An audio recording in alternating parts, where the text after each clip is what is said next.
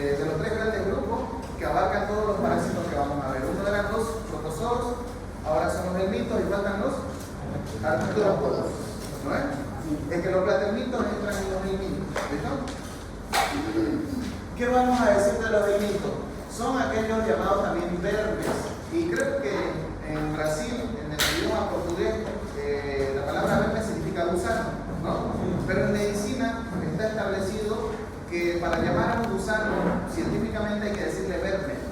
Acuérdense del cerebelo, que tiene dos hemisferios y tiene la parte central que es el vermis también, ¿no? Entonces es lo mismo, es gusano. Vamos a ver que ahora estos helmintos van a tener vida libre. Estos helmintos son organismos multicelulares. ¿Cuál es la diferencia con los protozoos? Que los protozoos eran multicelulares. Entonces esa es una característica grande que los va a diferenciar de gusanos. Vamos a ver que estos, al ser multicelulares, no tienen huesos, son invertebrados.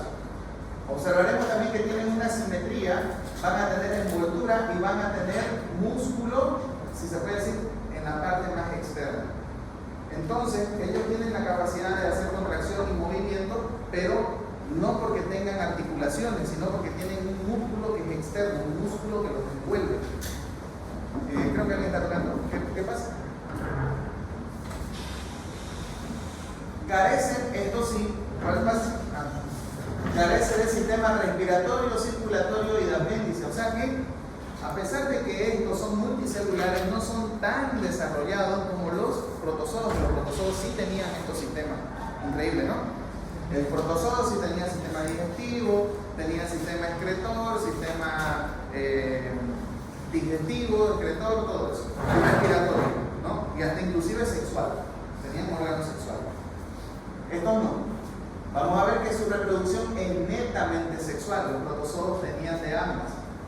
Y por último van a tener un metabolismo anaerobio facultativo. Significa que no necesitan del oxígeno para poder existir. ¿Ya? Vamos a ver que dentro de los helmintos tendremos dos grandes grupos, que son los platermintos y los nemátodos.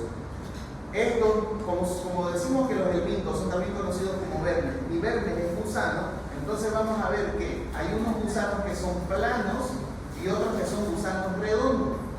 Repito, dentro de los helmintos, como ya sabemos que el helminto es lo mismo que gusano, hay que saber que dentro de los helmintos hay unos que van a ser planos y otros que van a ser redondos. Los planos son los platermintos, fácil, planos, platermintos, ¿ya?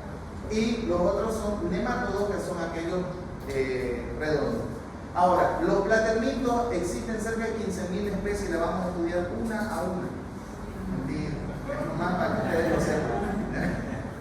Y los nemátodos hay 80.000, esta sí la vamos a estudiar una a una.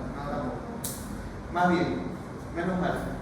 Ahora, otra característica que tienen estos helmintos, que son acantocéfalos, significa que tienen una cabeza espinosa, ¿ya? Dentro de los nemátodos habrán dos diferencias, unos que son acantocéfalos, que tienen la cabeza, donde iría su cabeza, iría en forma de punta, en forma de espina, y habrán otros que se llamarán anélidos, que serán unos gusanos que tienen segmentos, que son como si tuvieran cilindros en todo su cuerpo. ¿Listo? Tendrán anillos en todo su cuerpo, por eso son anélidos. Esos anillos vienen a ser segmentos de todo el territorio del cuerpo del gusano. Bien, los platermintos entonces, aparte que tienen la forma aplanada por obvias razones, vamos a ver que presentan órganos de fijación, porque estos platermintos, a diferencia de los nemátodos, no van a tener de dos formas, uno que eran los acantocéfalos y otro que son los anélidos. Todos los platermintos tendrán en su cabeza ventosas o ganchos para fijarse. Un ejemplo grandísimo de platerminto sería la tenia, ¿no? La famosa tenia que vamos a estudiar más adelante. Entonces, un platerminto, su ejemplo más característico sería una tenia. Van a tener simetría bilateral, significa que si yo a ese gusano lo divido por la mitad en un corte sagital, tendré lo mismo del lado derecho que del lado izquierdo, ¿ya? Por eso son simétricos. Van a poseer tubo digestivo y tienen órganos sexuales masculinos y femeninos, ¿ya? Acuérdense que tienen reproducción netamente sexual. Entonces, no pueden ellos dividirse de manera sexual. Tienen que tener órganos masculinos y femeninos. Y en algunos casos, algunos de estos platelmintos, en un solo ser, tienen ambos órganos. No es lo mismo que hermafrodita, ¿ya? Vamos a ver más adelante a qué se refiere. Pero una misma especie, un mismo individuo tiene ambos órganos sexuales. Vamos a ver. Ahí podemos ver el claro ejemplo. Fíjense que son bien aplanados, están segmentados. El claro ejemplo son las tenias, tanto la sólida, que es conocida como solitaria, o saginata, que es lo mismo. Una característica de esto que dan la enfermedad de la cisticercosis, que es como un grano que se queda en algunos de nuestros sistemas.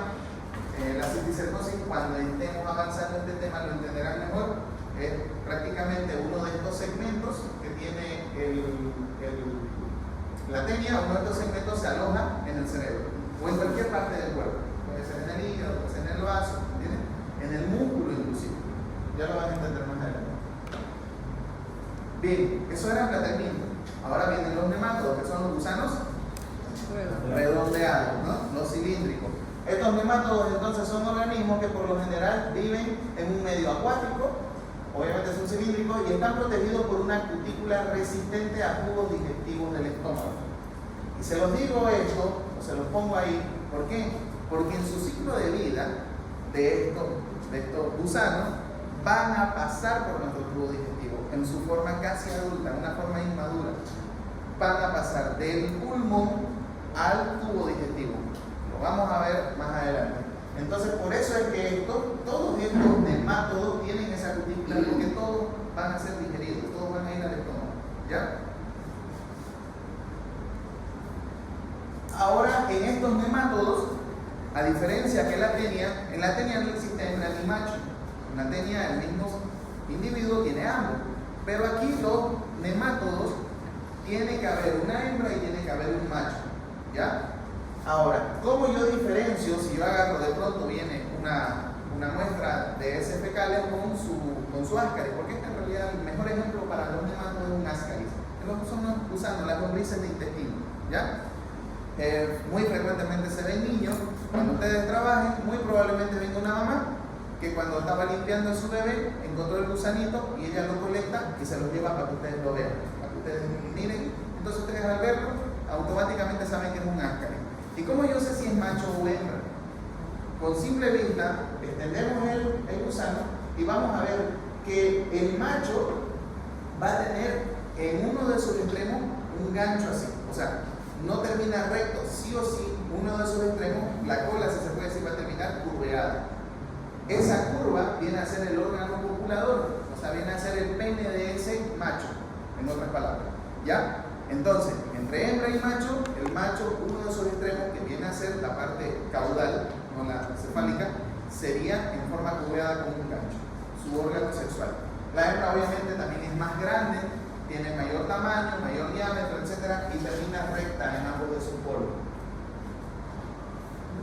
Dentro de estos nemátodos vamos a ver que van a existir los llamados plasmidios, que son unos órganos, ya, que son glándulos sensoriales unicelulares que tienen todos los nemátodos. ¿A qué se refiere? Estos en todo su cuerpo van a tener estos órganos, estos plasmidios, para que ellos sepan saber dónde están, porque son ciegos, no tienen aparato visual. Entonces ellos tienen que detectar en qué medio se encuentran y saber si ya están o no están donde ellos quieren. Ellos se alimentan de la comida que nosotros consumimos. Por lo tanto, la vida de estos nemátodos será en la luz intestinal, o sea, ellos se quedan dentro del intestino. Ellos no se pasan a la sangre, ¿entienden? Entonces, en su forma adulta, ellos estarán dentro del intestino. Y lo que nosotros comamos, ellos comen.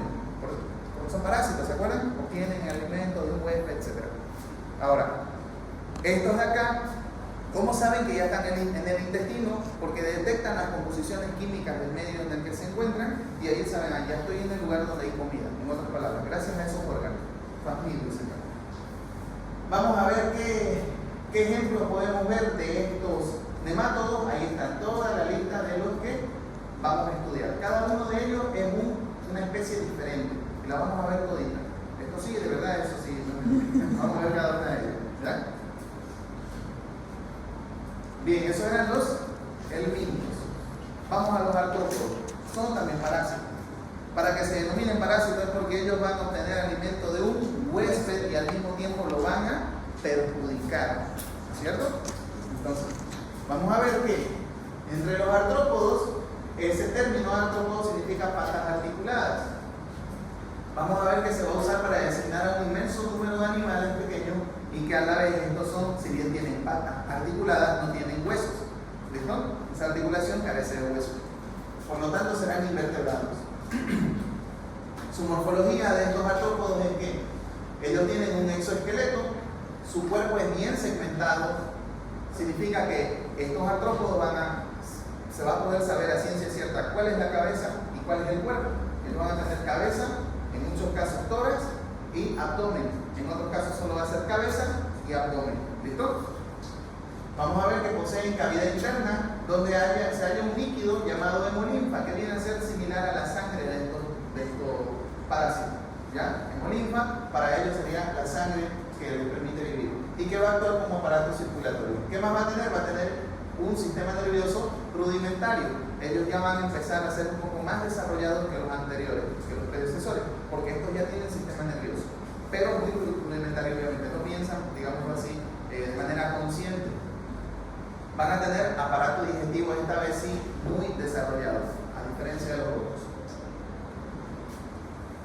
Vamos a ver que su reproducción se va a clasificar en completa o incompleta. La reproducción completa va a ser aquella que va a comprender estas etapas.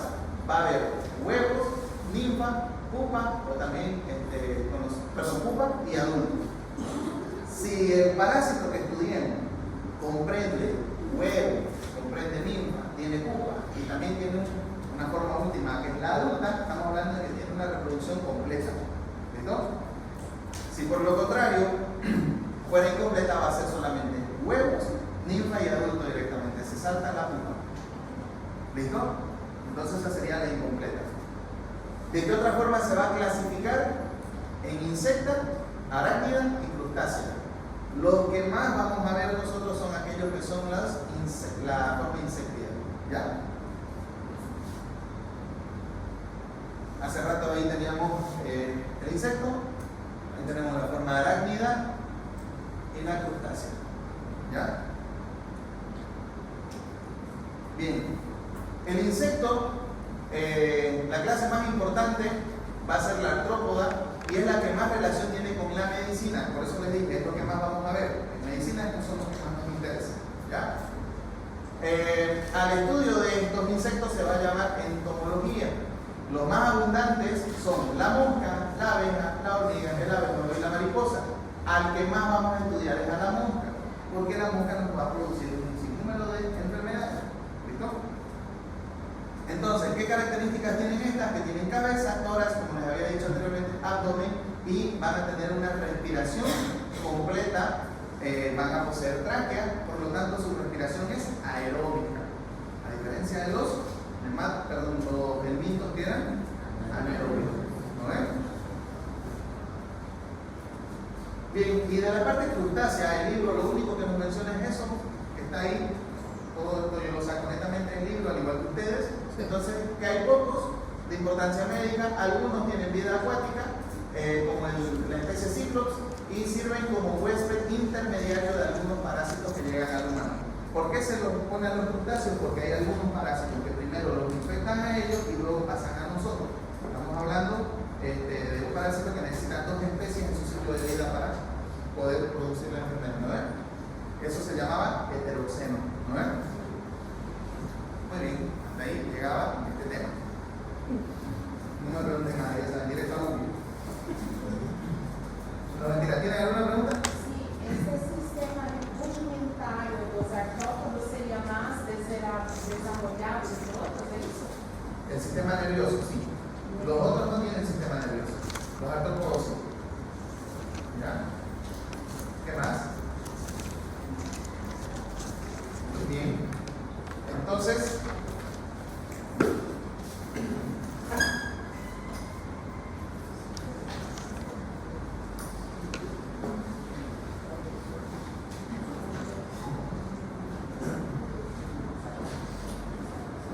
¿cuál era el más estudiado? ¿La mosca? sí. el mosquito? Voy a ir adelantando